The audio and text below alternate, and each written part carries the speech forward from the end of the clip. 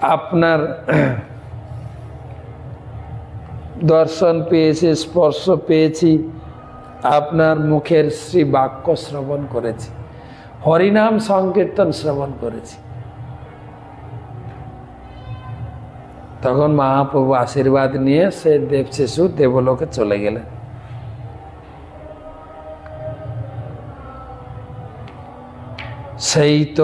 সেই হইতে গোরা দেহ নাম প্রচার, কালীয় দহের ন্যায় হইল তাহার। সেই দেহ দর্শনে স্পর্শনে পাপক্ষয়, কৃষ্ণ ভক্তি লাভ হয় সর্ববেদে কয়। বেদে বলা আছে এইখানে যদি কেউ বাস করে, এইখানে কেউ যদি দর্শন করে, সে অবশ্যই কৃষ্ণ ভক্তি লাভ করবেন, সর্বপাপ মুক্ত হয়ে সে ভগবত ধামে ফিরে যাবে।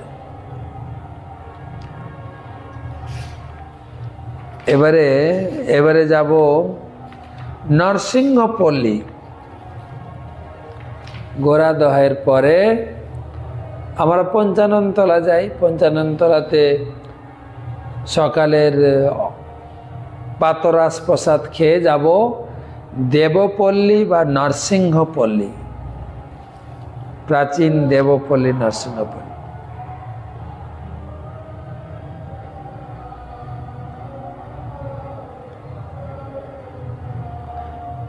পাশে রয়েছে মন্দাকিনী নদী, বিশাল মন্দাকিনী নদী।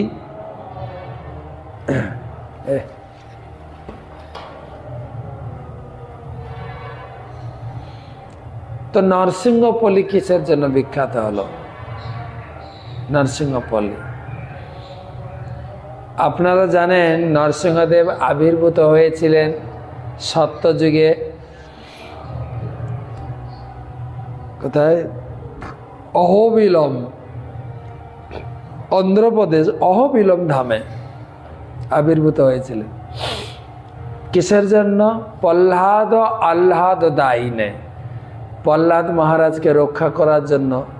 তার উপরে অত্যাচার হচ্ছিল। কে অত্যাচার করছিলেন? তার পিতা স্বয়ং, তার পিতা স্বয়ং অত্যাচার করছিলেন। আর ভগবান আবির্ভূত হয়ে হিরণ্যকশিপুকে বধ করেছেন, আঙুল দিয়ে চিরে ফেলেছেন। কিন্তু হিরণ্যকশিপুকে বধ করার পরেও ভগবান শান্ত হচ্ছেন না। এত ক্রোধ, আমার ভক্তের উপরে এত অত্যাচার, কোথাও তোমরা ছুটছেন। হিরণ্যকশিপুর মতো আরো যত অসুর আছে সবাইকে বধ করে ফেলবো।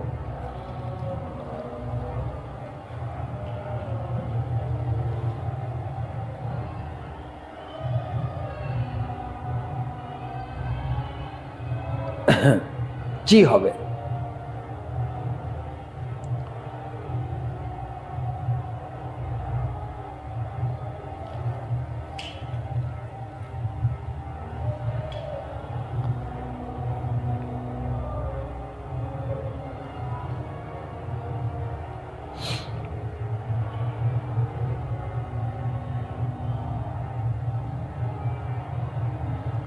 ছুটছেন, সেই অবিলম ধাম থেকে ছুটছেন ক্রোধে। আর দেবতারও তার পিছনে পিছনে ছুটছেন, ভগবানের পিছনে। দেবতারা খুব চিন্তায় পড়ে গেছেন। ভগবান, একটা সমস্যার সমাধান হয়েছে। কি সমস্যার সমাধান হয়েছে?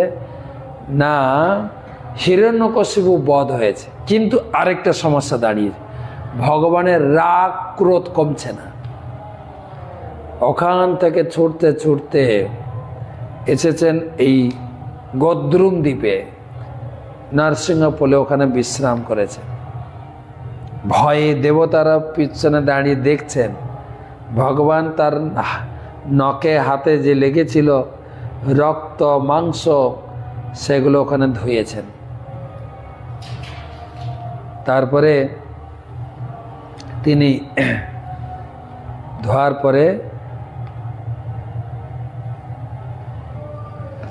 বিশ্রাম করে সেই মন্দাকিনী পবিত্র হয়ে গেছে। আর দেবতা যেখানে নরসিংহদেব বাস করছিলেন ওটা যে নরসিংহপল্লী, দূরে দেবতারা বাস করছিলেন, বড় বড় হাউজিং বানিয়েছিলেন, সেই জন্য সেই জায়গার নাম হচ্ছে দেবপল্লী।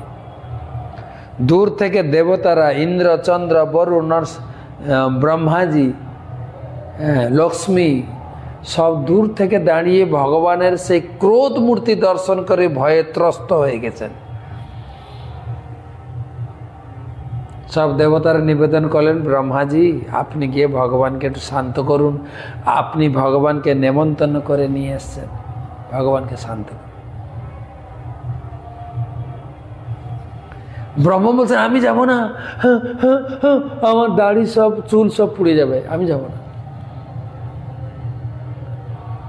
ইন্দ্র আপনি যান, ভগবান তো আপনার ছোট ভাই উপেন্দ্র রূপে বামন রূপে এসেছিলেন, আপনি গিয়ে শান্ত করুন। আমি যাব না, আমার গায়ে সব চোখগুলো পুড়ে যাবে।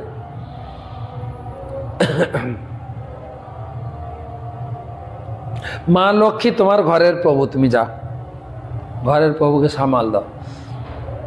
স্ত্রী প্রভুর মানে স্বামীর মন বুঝে কথা বলে শান্ত করতে পারে, স্ত্রীরা স্বামীদের মন বোঝেন না, স্বামীরাও স্ত্রীদের মন বুঝে, কোন তালে কোন কথা বলতে হবে। আর মায়েরা জানে কোন সময় কি কথা বলে কাজ আদায় করতে হয়। ভালো কাজ আদায় করতে গেলে ও গো তুমি ছাড়া আমার কি আছে বলো, আমি তোমাকে খুব ভালোবাসি, আমার এটা করে দাও না প্লিজ, ব্যাস। আর যখন এই মিষ্টি কথায় কাজ হয় না তখন ধাবা, চুপ, যা বলছি তা করো, তোমার কাছে আমি ভিখারির মতো চাইবো নাকি, কি পেয়েছো আমাকে, ব্যাস। যখন যে ভাব কাজ করে সেই ভাব।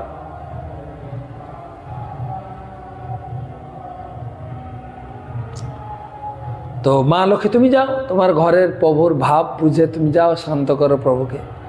লক্ষ্মী কাঁপতে শুরু, না প্রভুর এরকম ভাব আমি কখনো দেখিনি, বাপরে আমি যাব। লক্ষ্মীও ডিনাই করলেন।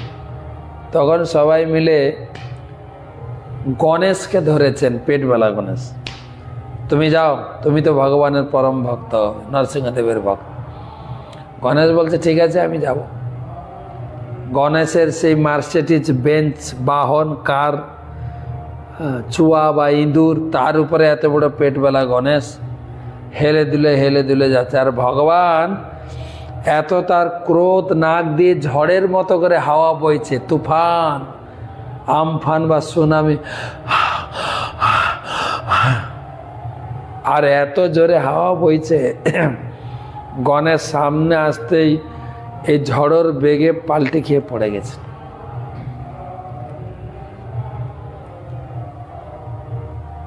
বাস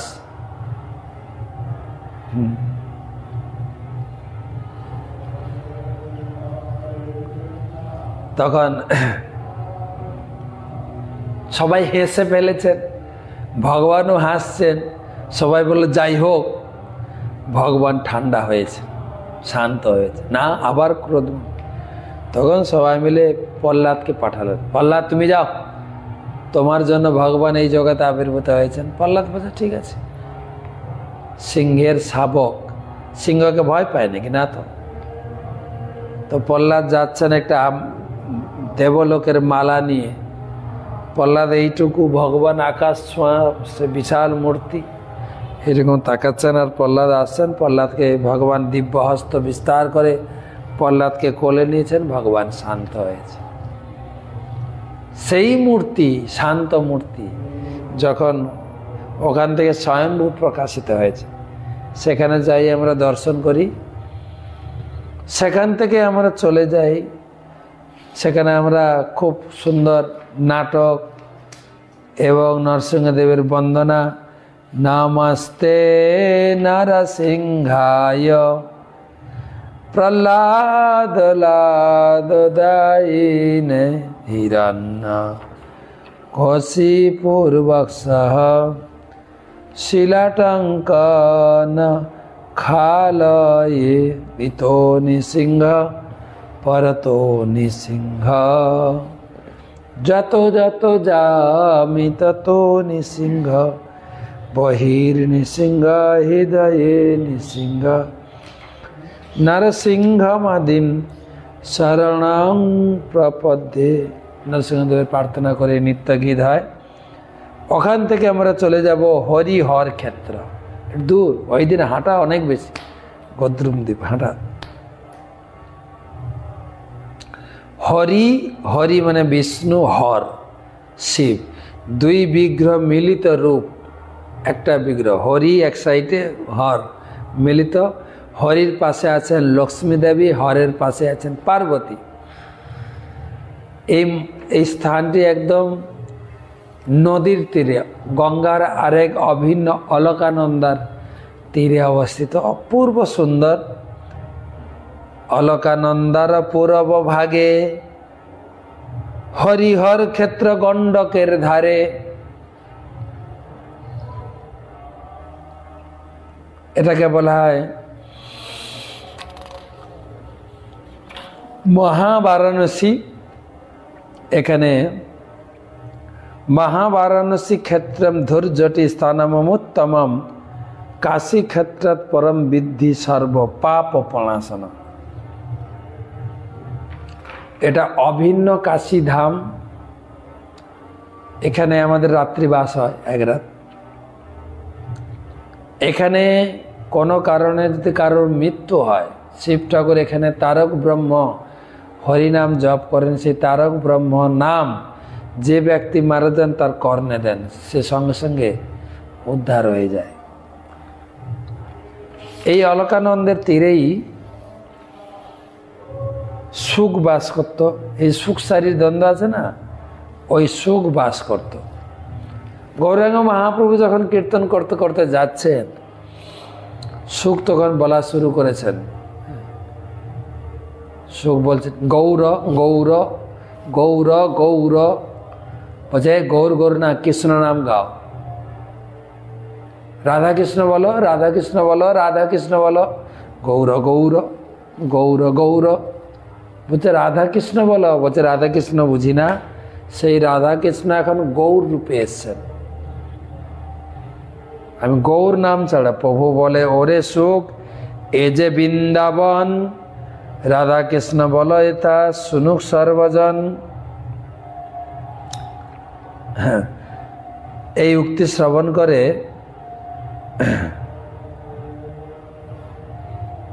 সুখ বলছে এই বনে আমি গৌর নামে কীর্তন করি, তুমি যতই আমাকে গৌর কৃষ্ণ নাম করতে বলে আমার মুখ থেকে গৌর গদাধর ছাড়া আর কিছুই আসছে না। গৌর গদাধরই আমার প্রাণের দেবতা ঈশ্বর। এই নাম ব্যতীত অন্য আর কোনো নাম আমার মুখে উচ্চারিত হচ্ছে না।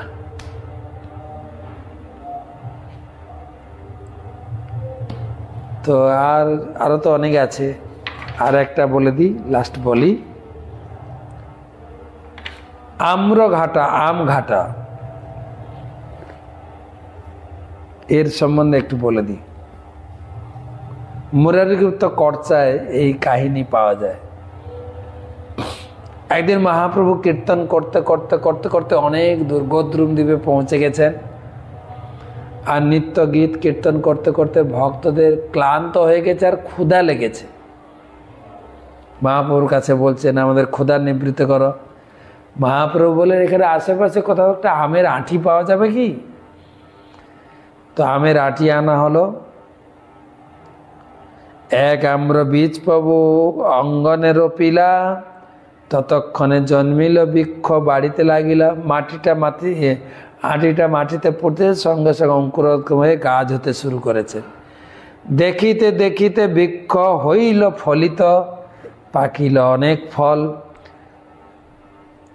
সবাই বিস্মিত। আর বলতে বলতে বৃক্ষটা বড় হয়ে গেল, মুকুল হলো, ফল হলো, গাছে ফল পেকে গেল। এই অদ্ভুত বিস্মিত জিনিস দেখে দেখিয়া সন্তুষ্ট হইল সচির নন্দন, সভাকে খাওয়াইল আগে করিয়া ভক্ত।